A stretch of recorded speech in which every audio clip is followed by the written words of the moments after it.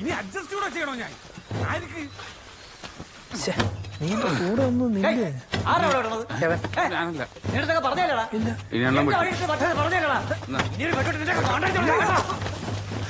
7 കൊല്ലം ആദ്യം കോടതി കയറി ഇറങ്ങിയിട്ട് കിട്ടിയ വഴിയാണ്. അവിടെ കൊണ്ടിട്ട് ഉണ്ടാക്കാൻ കിട്ടിയോളൂ അവക്കൊക്കെ. നോക്കിക്കോ.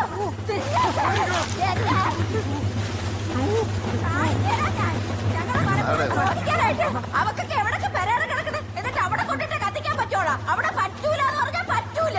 നിന്റെ അടുത്തൊക്കെ എന്റെ എണ്ണ ഇവിടെ വന്ന് പറഞ്ഞല്ലേടാ അവിടെ ഇട്ട് പറ്റൂലെന്ന്. ശക്തിച്ചേട്ടനല്ലേ അത്? എടി ശക്തിച്ചേട്ടൻ ഏത് കോളേജിലെ സീനിയറാണ് ആ ചേട്ടൻ, ആ ചുവന്ന ഷർട്ട്.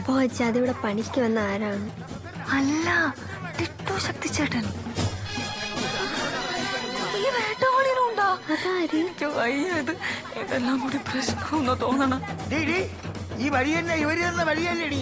ആരെയെന്ന് കേസ് കൊടുത്ത് വാങ്ങിച്ച വഴിയാണ്. അവര് വഴി തന്നെ പോലും. ഇവിടെ വിളിച്ചോണ്ട് പോ. എന്തിനു വിളിച്ചോണ്ട് പോയി? അവരെ അവിടെ ഇട്ട് കത്തിക്കോക്കി. അതിനു മുമ്പ് അമ്പിക കത്തിക്കണം. സതീശ ഡേടേ വേറെ ആരുമല്ല, കരയവും പ്രസിഡന്റ് പറഞ്ഞിട്ടാണ് ഇങ്ങോട്ട് മാറ്റിയത്. പ്രസിഡന്റാ പ്രധാനമന്ത്രി അന്ന് എനിക്കറിയണ്ട. ഇത് ഇപ്പൊ എന്റെ വഴിയെടുത്തുന്ന മാറ്റിലേക്ക് നീയൊക്കെ സ്വപ്പം വിവരം അറിയും. പ്രസന്ന അവിടെ കത്തിക്കാൻ തീരുമാനിച്ചിട്ടുണ്ടെങ്കിലേ അത് നടത്താനും എനിക്കറിയാം. ഒരുത്തനും കത്തിക്കൂല.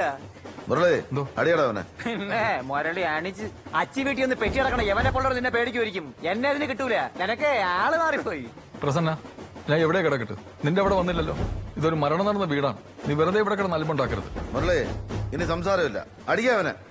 എന്റെ അണ്ണ നിങ്ങൾക്ക് ഇങ്ങനെ നഴുവേണ്ട വല്ല കാര്യമുണ്ടാ? ഞാൻ വിളിച്ചപ്പോഴേ പറഞ്ഞല്ലേ. പറഞ്ഞാലും മനസ്സിലാവില്ല, വല്ലമാരെ വാക്കും കേട്ടു. പ്രസന്ന മാമനടക്കി അവിടെയുണ്ട്.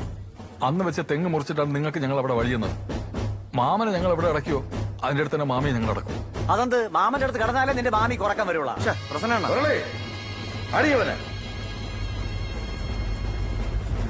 അടിക്കാവനെ. നീ ഒന്നടിച്ച് നോക്കിയാണ്.